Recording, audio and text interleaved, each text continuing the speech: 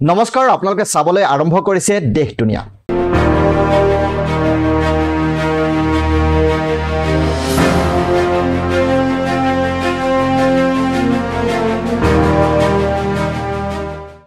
ভাৰতৰ সৈতে বাণিজ্যিক চুক্তি স্বাক্ষৰৰ বাবে প্ৰায় সাজু হৈছে আমেৰিকা যুক্তৰাষ্ট্ৰ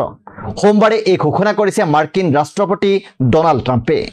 এই পৰিপ্ৰেক্ষিতত ভাৰতীয় আলোচকসকলে আমেৰিকাৰ সামগ্ৰীৰ বাবে বেছিভাগ খণ্ডত উল্লেখযোগ্য বজাৰ সুবিধাৰ প্ৰস্তাৱ দিছে বুলি জনা গৈছে কিন্তু দুগ্ধ আৰু কৃষিৰ দৰে স্পৰ্শকাতৰ ক্ষেত্ৰসমূহক বাদ দিয়া হৈছে আমেৰিকাই প্ৰতিদানত শ্ৰম নিবিড় খণ্ড যেনে বস্ত্ৰ আৰু জোতাৰ ওপৰত কম শুল্কৰ প্ৰস্তাৱ দিব বুলি আশা কৰা হৈছে ৰাষ্ট্ৰপতি ডনাল্ড ট্ৰাম্পে ভাৰতৰ সৈতে বাণিজ্যিক চুক্তিক লৈ এই ঘোষণা কৰাৰ বিপৰীতে 14খন দেশৰ ওপৰত নতুন পাৰস্পৰিক শুল্ক ঘোষণা কৰিছে আৰু এই দেশকেইখনৰ ভিতৰত আছে বাংলাদেশ মালয়েছিয়া জাপান কম্বোডিয়া আৰু দক্ষিণ কোৰিয়া ইত্যাদি এইসমূহ দেশৰ ওপৰত শুল্কৰ হাৰ 25ৰ পৰা 40% নিৰ্ধাৰণ কৰিছে আমেৰিকাই উল্লেখযোগ্য যে অহা 9 জুলাইত আমেৰিকাই শুল্কৰ ওপৰত ৰখা 90 দিনৰ সকাহৰ অন্ত পৰিব মাৰ্কিন ৰাষ্ট্ৰপতি ডনাল্ড ট্ৰাম্পে কিছুদিন পূৰ্বে ভাৰতৰ সৈতে এখন বৃহৎ বাণিজ্য চুক্তিৰ সম্ভাৱনাৰ ইংগিত দিছিল যাৰ ফলত দুয়োখন দেশৰ মাজত আলোচনাই গতি লাভ কৰিছে চুক্তিখনৰ লক্ষ্য হৈছে শুল্ক অশুল্ক বাধা কাষ্টম সুবিধা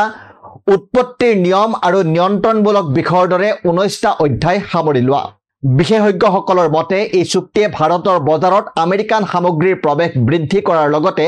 ভাৰতৰ ৰপ্তানিৰ বাবে সুযোগ সৃষ্টি কৰিব পাৰে অৱশ্যে দুগ্ধ আৰু কৃষিজাত সামগ্ৰীৰ দৰে স্পৰ্শকাতৰ সামগ্ৰীৰ ক্ষেত্ৰত ভাৰতে কঠোৰ অৱস্থান গ্ৰহণ কৰিছে য'ত কোনো বুজাবুজিৰ সম্ভাৱনা নাই বুলি বিভিন্ন সূত্ৰত প্ৰকাশ পাইছে এই চুক্তিৰ সম্ভাৱ্য সফলতাই দুয়োখন দেশৰ অৰ্থনৈতিক সম্পৰ্কক আৰু অধিক উন্নীত কৰিব পাৰে বুলি ধাৰণা প্ৰকাশ পাইছে আৰু ইয়াৰ ফলত বৈশ্বিক বাণিজ্যৰ ক্ষেত্ৰতো উল্লেখযোগ্য প্ৰভাৱ পৰিব পাৰে বুলি আশা কৰা হৈছে আহিছো পৰৱৰ্তী খবৰলৈ শান্তিৰ নোবেল বঁটাৰ বাবে আমেৰিকাৰ ৰাষ্ট্ৰপতি ডনাল্ড ট্ৰাম্পৰ নাম প্ৰস্তাৱ কৰিছে ইজৰাইলৰ প্ৰধানমন্ত্ৰী বেঞ্জামিন নেতান্যাহুৱে এই প্ৰস্তাৱেৰে ইজৰাইলৰ প্ৰধানমন্ত্ৰীয়ে নোবেল বঁটা সমিতিলৈ পত্ৰ প্ৰেৰণ কৰিছে সম্প্ৰতি আমেৰিকা ভ্ৰমণত থকা নেতান্যাহুৱে পত্ৰখনৰ প্ৰতিলিপি ডনাল্ড ট্ৰাম্পক প্ৰদান কৰি কৈছে যে শান্তিৰ নোবেল বঁটা আপোনাৰ প্ৰাপ্য আৰু আপুনি লাভ কৰা উচিত একেটা প্ৰসংগত ডনাল্ড ট্ৰাম্পে কয় আমি বহু যুদ্ধ বন্ধ কৰিছো ইয়াৰে আটাইতকৈ ডাঙৰ যুদ্ধ আছিল ভাৰত আৰু পাকিস্তানৰ মাজত আমি ইয়াক বন্ধ কৰি দিছিলো বাণিজ্যৰ বিষয়ত আমি ভাৰত আৰু পাকিস্তানৰ সৈতে কাম কৰি আছো আমি কৈছিলো যে যদি আপোনালোকে যুদ্ধ কৰিবলৈ গৈ আছে তেন্তে আমি আপোনালোকৰ সৈতে একেবাৰে কাম নকৰো তেওঁলোকে সম্ভৱতঃ পাৰমাণৱিক পৰ্যায়ত আছিল যেটো বন্ধ কৰাটো সঁচাকৈয়ে গুৰুত্বপূৰ্ণ আছিল আৰু এয়া হৈছে ডনাল্ড ট্ৰাম্পৰ মন্তব্য উল্লেখযোগ্য যে ইয়াৰ পূৰ্বে পাকিস্তানেও ডনাল্ড ট্ৰাম্পক শান্তিৰ নোবেল বঁটা প্ৰদান কৰিব লাগে বুলি মন্তব্য কৰিছিল পৰৱৰ্তী খবৰ সোমবাৰে ৰাষ্ট্ৰসংঘৰ সাধাৰণ পৰিষদত আফগানিস্তান সন্দৰ্ভত এক প্ৰস্তাৱৰ খচৰাত ভোটদানৰ পৰা বিৰত থাকিল ভাৰত আফগানিস্তানৰ পৰিস্থিতি সন্দৰ্ভত জাৰ্মানীয়ে উত্থাপন কৰা এটা খচৰা প্ৰস্তাৱত 193 জনীয়া ৰাষ্ট্ৰসংঘৰ সাধাৰণ পৰিষদে অনুমোদন জনায়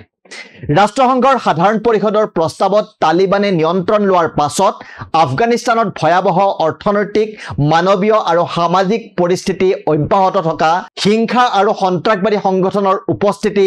ৰাজনৈতিক অন্তৰ্ভুক্তি আৰু প্ৰতিনিধিত্বমূলক সিদ্ধান্ত গ্ৰহণৰ অভাৱৰ লগতে মহিলা আৰু সংখ্যালঘুৰ সৈতে জড়িত মানৱ অধিকাৰ উলংঘা আৰু নিৰ্যাতন আদিৰ ওপৰত গভীৰ উদ্বেগ প্ৰকাশ কৰে এই প্ৰস্তাৱ 116টা ভোটত গৃহীত হয় দুখন দেশে ইয়াৰ বিৰোধিতা কৰে আৰু ইয়াৰ বিপৰীতে ভাৰতকে ধৰি 12খন দেশে ভোটদানৰ পৰা বিৰত থাকে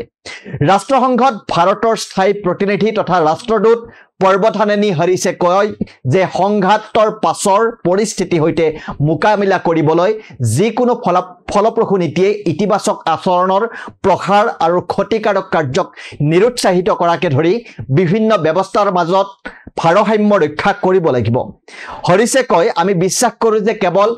শাস্তিমূলক ব্যৱস্থাৰ ওপৰত গুৰুত্ব আৰোপ কৰা পদ্ধতি সফল হোৱাৰ সম্ভাৱনা নাই 2021 চনৰ আগষ্ট মাহত তালিবানে কাবুল দখল কৰাৰ পাছত আফগানিস্তানত তীব্ৰতৰ হৈ পৰা মানৱীয় সংকটৰ সৈতে মোকাবিলা কৰিবলৈ কোনো নতুন নীতিগত ব্যৱস্থা প্ৰৱৰ্তন হোৱা নাই বুলিও তেওঁ কয় হৰিছে লগতে কয় যে নতুন আৰু লক্ষ্য নিৰ্ধাৰিত পদক্ষেপ অবিহনে সকলো কথা স্বাভাৱিক বুলি ধৰি লোৱাৰ মনোভাৱে আফগান জনসাধাৰণৰ বাবে আন্তঃৰাষ্ট্ৰীয় সম্প্ৰদায়ে কল্পনা কৰা ফলাফল লাভ কৰাৰ সম্ভাৱনা নাই আপোনালোকে চাই আছিল দেশ দুনিয়া বিভিন্ন ৰাষ্ট্ৰীয় তথা আন্তঃৰাষ্ট্ৰীয় খবৰৰ বাবে চাই থাকিব আমাৰ এই বিশেষ অনুষ্ঠান ধন্যবাদ